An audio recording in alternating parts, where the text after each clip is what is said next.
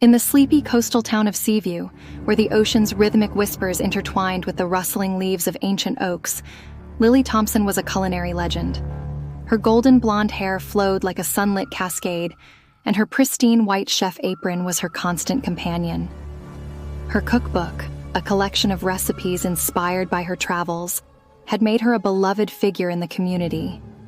Yet, beneath her charming exterior lay a sinister secret, a craving for human flesh that had become an all-consuming obsession. Lily's descent into darkness began during a culinary expedition to the Amazon, where she met a reclusive mentor known only as the Alchemist. He was a man of unsettling presence, with eyes that glinted like shards of broken glass and skin etched with scars that told tales of a life lived on society's fringes. The Alchemist introduced Lily to the forbidden art of cannibalistic cuisine, convincing her that human flesh was the key to unlocking the ultimate flavor. Back in Seaview, Lily's obsession took root. She began acquiring human flesh through a network of black market dealers, individuals who operated in the shadows, trading in the most macabre of commodities. The transactions were shrouded in secrecy, conducted in dimly lit alleys and abandoned warehouses. The flesh came from the forgotten and the lost, those who would not be missed. In her kitchen, Lily transformed the flesh into culinary masterpieces. Her dishes were a grotesque symphony of flavors, each bite a tantalizing blend of savory and sweet, with a hint of metallic tang that lingered on the palate. Her signature dish, sanguine tartare, was a chilling creation, raw human flesh, finely minced and seasoned with exotic spices, served with a blood-red reduction that glistened like rubies. As her cookbook gained notoriety, Lily's life spiraled into chaos. The pressure to maintain her success, coupled with the guilt of her actions, gnawed at her sanity. She was haunted by the faces of those whose flesh she had consumed, their vacant eyes staring at her from the depths of her nightmares. Her once vibrant dreams were now twisted visions of her creations turning against her, their bloodied hands reaching out to drag her into the abyss.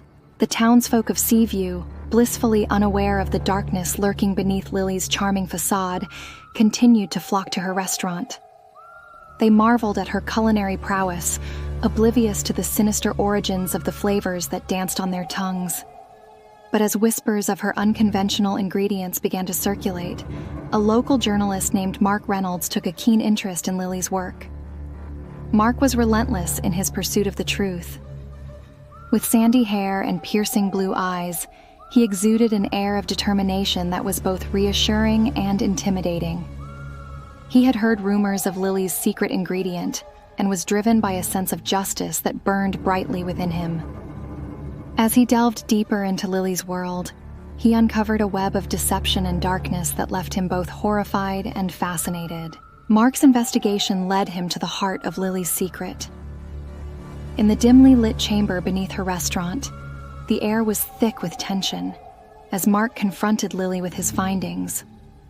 The flickering light cast eerie shadows across the room, illuminating the jars of spices and the butcher's table stained with remnants of her gruesome work. Mark's voice was steady, but his eyes betrayed a mix of fear and determination. He laid out the evidence with precision, each word a nail in the coffin of Lily's carefully constructed facade. Her heart raced, a wild drumbeat in her chest, as she faced the man who threatened to unravel everything she had built. Lily's eyes, wide with fear and defiance, darted around the room, searching for an escape. She felt cornered, like a predator trapped by its prey. The walls seemed to close in on her, the metallic tang of blood in the air, a stark reminder of her dark deeds. Her mind was a whirlwind of conflicting emotions, the desire to protect her secret clashing with the overwhelming guilt that threatened to consume her. She could feel the weight of Mark's gaze, piercing through her defenses, and for a moment, she faltered. But as Mark pressed her for answers, something inside Lily snapped. A primal fury surged through her veins, fueled by the fear of losing everything she held dear.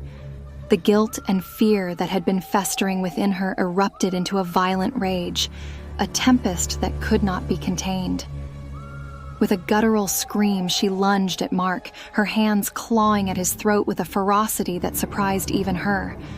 The room was filled with the sounds of their struggle, the clatter of metal against stone, the sickening thud of bodies colliding, the desperate gasps for air. Mark fought back, but Lily was relentless, her movements fueled by a desperate need to survive. Her fingers tightened around his throat, cutting off his air supply as she pressed him against the cold, hard floor. The world around her faded away, leaving only the primal dance of life and death. In the end, it was Lily who emerged victorious, her white apron now stained with the crimson of Mark's blood. The room was a tableau of horror, the walls splattered with gore, the air heavy with the scent of death. As she stood over Mark's lifeless body, a twisted sense of triumph coursed through her veins. But the victory was hollow, the darkness that had consumed her leaving nothing but emptiness in its wake. Yet, driven by a perverse sense of duty to her craft, Lily saw an opportunity in Mark's demise. She meticulously dismembered his body, her hands moving with a practiced precision as she prepared the flesh for her next culinary masterpiece. Mark's body became the centerpiece of her latest creation, journalist's delight. The dish was a macabre work of art, with tender cuts of flesh marinated in a rich blend of herbs and spices, slow-cooked to perfection. The aroma was intoxicating, a heady mix of savory and sweet that promised an unparalleled taste experience. The kitchen was filled with the sizzle of flesh-meeting flame, the air thick with the scent of roasting meat.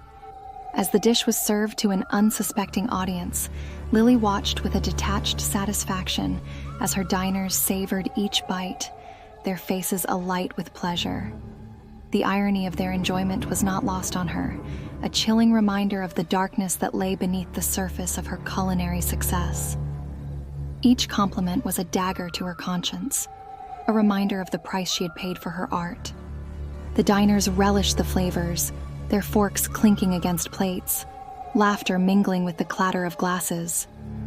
They praised her creativity, oblivious to the true nature of the ingredients that had gone into their meal. Lily felt a sick thrill at their ignorance, a dark satisfaction that coursed through her veins. The more they enjoyed her dish, the more she reveled in the twisted irony of their delight. But as the night wore on, a sense of unease began to creep into Lily's mind. The shadows seemed to grow longer, the whispers of the ocean more insistent. She glanced around the room, her heart pounding in her chest.